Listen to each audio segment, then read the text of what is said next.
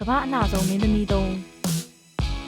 ရုပ်ရှင်ဝါသနာရှင်များအတွက်ပါဒီနေ့မှာကျွန်တော်အမြင်အရကမ္ဘာပေါ်မှာအလှဆုံးမင်းသမီး၃ယောက်အကြောင်းပြောပြခြင်းပါတယ်အလှတရားဆိုတာပုဂ္ဂိုလ်ရေးအရခံယူချက်တွေပေါ်မူတည်တာမှုကျွန်တော်ရွေးချယ်မှုတွေနဲ့မတူတာတွေလည်းရှိနိုင်ပါတယ်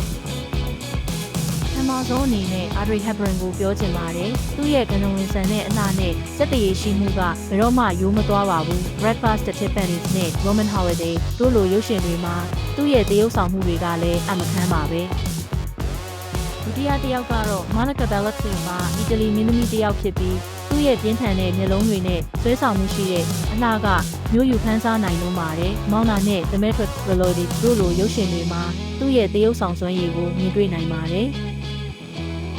နောက်ဆုံးတစ်ယောက်ကတော့ Lupita Nyong'o ပါသူ့ရဲ့သဘာဝကျတဲ့အလှနဲ့ထူးခြားတဲ့ style ကသူ့ကိုတကယ်ထူးခြားစေပါတယ်။ 7 Years a Slave နဲ့ Black Panther တို့လိုရုပ်ရှင်တွေမှာသူ့ရဲ့သရုပ်ဆောင်စွမ်းရည်ကိုလည်းချီးကျူးရပါတယ်။ဒါတွေကတော့ကျွန်တော်အမြင်အရကမ္ဘာပေါ်မှာအလှဆုံးမင်းသမီး၃ယောက်ပါခင်ဗျားတို့ရဲ့အကြိုက်ဆုံးမင်းသမီးတွေကဘယ်သူတွေလဲဆိုတာကိုလည်းပြောပြခဲ့ပါဦးနောက်ဗီဒီယိုမှာပြန်တွေ့ကြမယ်နော်။